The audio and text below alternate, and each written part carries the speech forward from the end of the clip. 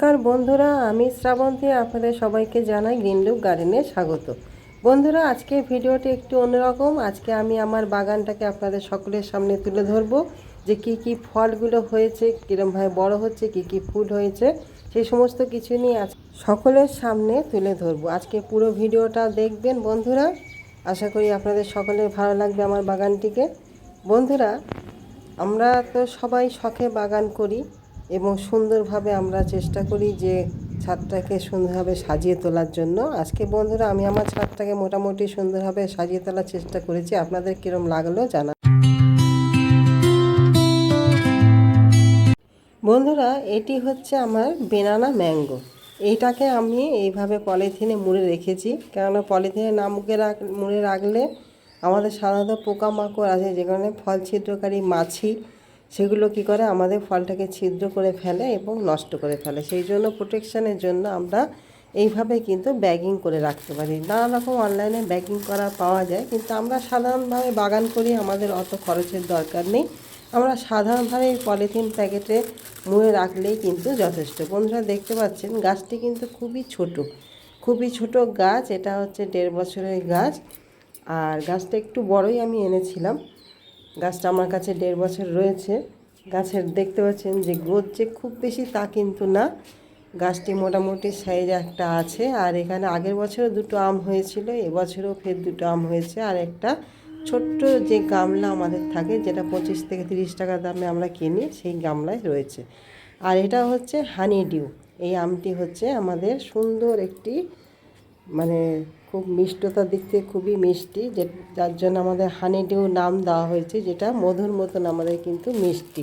অবশ্য আমি খেয়ে দেখিনি, এটা প্রথমবার আমাদের হয়েছে। আগের বছরে হয়নি, তার আগের বছর আমি কিনে এনেছিলাম গাছটিকে। এটাকেও আমি এরকমভাবে ব্যাগিং করে রেখেছি। বন্ধুরা, এটা এই বছরের টেস্ট কীরকম হয় অবশ্যই আপনাদের জানাবো, যে সত্যিই মধুর মতন মিষ্টি হয় কি না। দেখতে পাচ্ছেন এটা শেপটা কিন্তু অনেকটা কাজু বাদামের মতন। আমাদের যেরকম কাজু বাদামের যে শেপটা থাকে, সেই শেপটা অনেকটা কাজু বাদামের মতন হয়।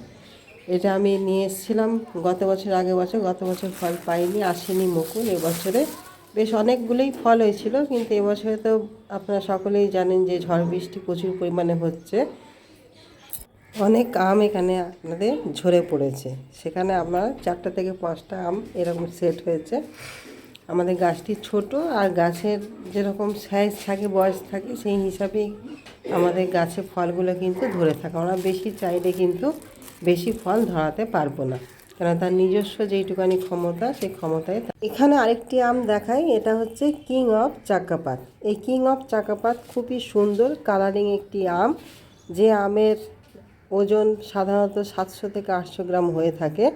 যেহেতু আমাদের গাছটি ছোট গাছ, যার জন্য যে খুব বড় হবে তা না, তা সত্ত্বেও কিন্তু ভালোই বড় সাইজ হয়েছে এবং আস্তে আস্তে কিন্তু কালারটাও আসা শুরু হয়েছে। বন্ধুরা, এটা যেটা দেখতে পাচ্ছেন, এটি হচ্ছে থাই বাতাবি। এটি খুবই সুন্দর, খুবই মিষ্টি এবং বছরে 2বার কিন্তু হয়ে থাকে। এর আগে আমার প্রচুর হয়েছে, এবছরে অনেক ফুল এসেছিলো কিন্তু ঝরে পড়েছে, তার মধ্যে এই 2টোই ঠেকেছে।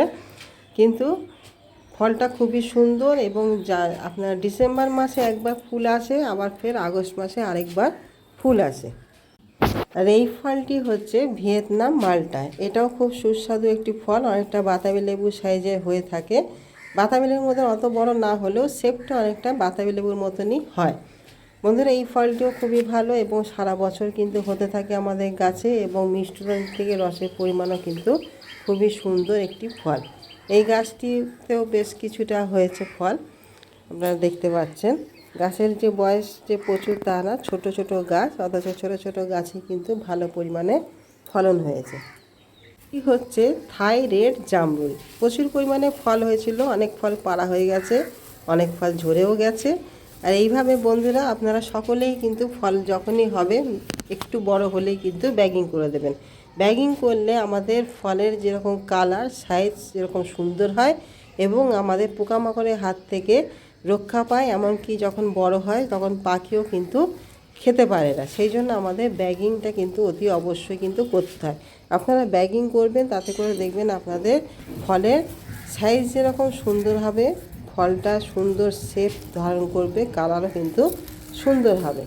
এই থাইরেড জামরুল খুবই সুন্দর একটি জামরুল, যেখানে আপনাদের প্রচুর পরিমাণে যেরকম মিষ্টি রসালো হয় এবং এর মধ্যে বিচিও কিন্তু সেইভাবে থাকে না, এবং এর যে নোটটা সেই নোটটাও কিন্তু খুব পুরু থাকে। এটি হচ্ছে এলাহাবাদ পেয়ারা, খুব সুন্দর একটি পেয়ারা, যেরকম সুন্দর মিষ্টি এবং প্রচুর পরিমাণে বড়ও হয় এবং খুব সুন্দর, আমাদের শেপটা যেরকম সুন্দর এবং খুব মানে কচকচে মতন পেয়ারাটা খুবই সুন্দর এবং প্রচুর পরিমাণে কিন্তু পেয়ারাটা ধরে। আমি এই কিছুদিন আগে থেকে আপনাদের কটা ভিডিও পেয়ারা গাছের উপরে দিয়েছি যে আমরা কীভাবে প্রচুর পরিমাণে পেয়ারা গাছে ফুল আনতে পারবো, যাতে সারা বছর ধরে আমরা গাছে আনা পেয়ারা পেতে পারি। বন্ধুরা, আপনারা যারা ভিডিওটি দেখেননি ভিডিওটা অবশ্যই দেখবেন, তাতে করে দেখবেন আপনাদের গাছ ভরে কিন্তু প্রচুর পরিমাণে ফুল আসবে এবং পেয়ারাও হবে।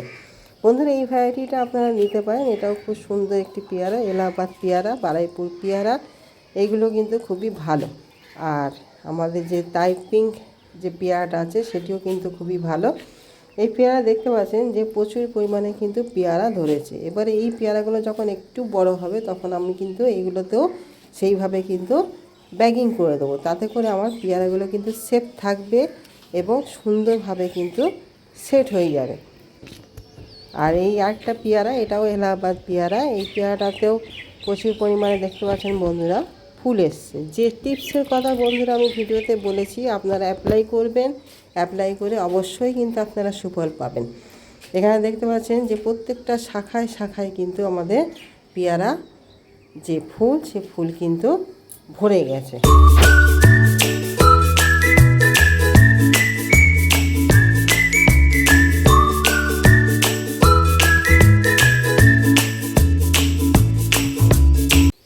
এটি যেটা দেখছেন এটি হচ্ছে কালাপাতি সবেদা, প্রচুর পরিমাণ সবেদা হয়ে গেছে, এরপরে আবার নতুন করে ফের ফুল আসছে। এটি হচ্ছে বেদানা, এটা সারা বছরই কিন্তু হতে থাকে সমানে, বিশাল বড় সাইজ হয় এবং প্রচণ্ড পরিমাণে কিন্তু মিষ্টির মানে ভ্যারাইটিটা আমার ঠিক জানা নেই, কিন্তু বেদানাটা কিন্তু খুবই সুন্দর। এটি হচ্ছে ড্রাগন, এটা লাল ড্রাগন, ড্রাগনটা খুবই সুন্দর, বাইরেও লাল ভিতরেও লাল, ছয়মাত্র ফুল আসা ধরেছে বন্ধুরা। এই ড্রাগন গাছে প্রচুর পরিমাণে সারা বছর ফুল আসে, আমাদের সাধারণত এপ্রিল মাস থেকে ফুল আসা শুরু করে দেয়।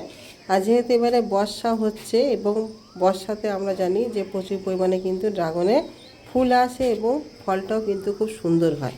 ছয়মাত্র ফুল আসা শুরু করেছে, এই ড্রাগন গাছ নিয়েও একটা সময় আপনাদের ভিডিও দেবো। বন্ধুরা দেখতে পাচ্ছেন যে ড্রাগনের যে শাখাগুলো, সেই শাখাগুলো কিন্তু খুবই সুন্দর হেলদি হয়েছে।